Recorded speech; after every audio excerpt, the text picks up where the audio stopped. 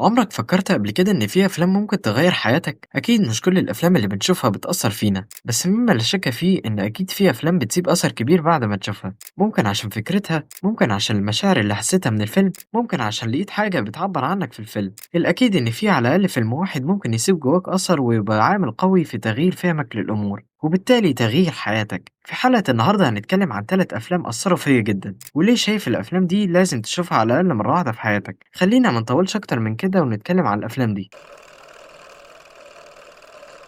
الفيلم الأول معانا في القايمة دي هو فيلم Dead Poets Society. فيلم Dead Poets Society اتعرض سنة 1989 من إخراج بيتر واير. الفيلم بيتكلم عن مجموعة من الطلاب في مدرسة داخلية شديدة الصرامة، كل المطلوب منهم إنهم يمشوا في الطريق المرسوم ليهم بانضباط والتزام شديد ومن غير ما يعدلوا أو بمعنى أدق يفكروا في أي حاجة تانية. وهنا بيظهر مدرس جديد في حياة الطلاب دي بيغير قواعد اللعبة تماما، والطلاب بيبدأوا يفكروا ويكتشفوا إن التعليم مش مجرد حفظ قواعد بنمشي عليها، وإن الشعر والفن ممكن يبقوا وسيلة لفهم الناس مش حاجة بندرسها ونحفظها ونمتحن فيها وخلاص. We don't read and write poetry because it's cute. We read and write poetry because we are members of the human race, and the human race is filled with passion.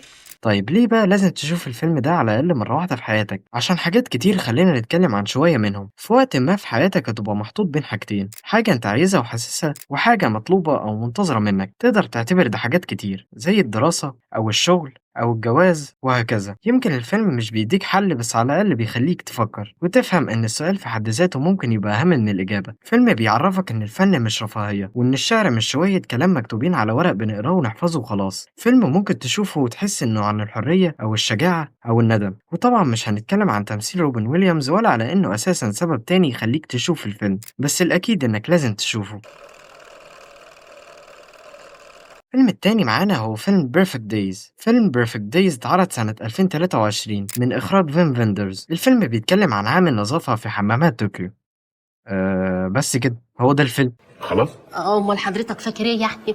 الفيلم بيخليك تعيش مع عامل النظافة ده يوم وتشوف حياته عبارة عن إيه، لكن مفيش قصة تقليدية. الفيلم عايز يقول حاجة تانية. الفيلم مهتم بالتفاصيل الصغيرة الموجودة في حياتنا من غير ما نشوفها، التفاصيل اللي بتتوه وسط الزحمة في الحياة اللي إحنا عايشينها النهاردة. بيتكلم عن مفهوم النجاح. هل النجاح إني أبقى مليونير وأعيش في مكان فخم وباكل أحسن أكل وأشرب أحسن شرب وألبس أحسن لبس وأركب عربية مدير السنة، ولا إنك تكون عادي تشتغل شغلانة روتينية، تعيش في مكان متوسط ويمكن أقل من المتوسط، تاكل أكل بسيط جدا ورخيص وهكذا؟ هتختار إيه؟ الفيلم بيجاوب على النقطة دي وبيلفت نظرك لحاجات كتير جدا انت مش واخد بالك منها، وكمان بيفكرك بحاجة مهمة جدا وهي الرضا بالحياة اللي انت عايشها بكل تفاصيلها، الرضا اللي بجد، مش الرضا بالوضع عشان مفيش غيره وخلاص. يمكن يكون الفيلم ده ممل شوية، بيخليك تهدى شوية وتاخد نفسك من السباق اللي انت فيه ومش عارف اساسا انت بتجري ورا ايه وليه.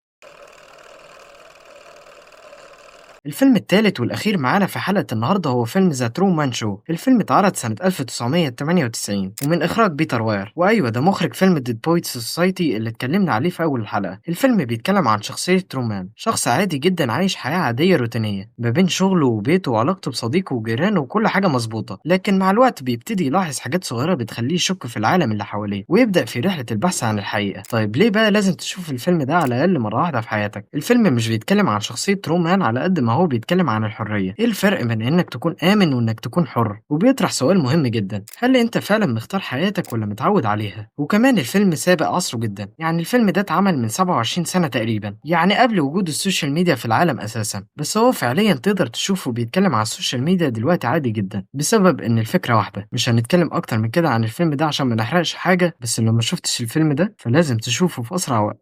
يمكن التلات أفلام اللي رشحناهم النهاردة مش شبه بعض، بس كلهم بيسألوا نفس السؤال من زوايا مختلفة، إزاي تعيش حياة حقيقية وصادقة. مش شرط إن الأفلام دي تكون أفلام مثالية ومفيهاش غلطة، ومش شرط برضه يبقوا من أفلامك المفضلة، بس الأكيد إنها تستاهل تشوفها على الأقل مرة واحدة في حياتك.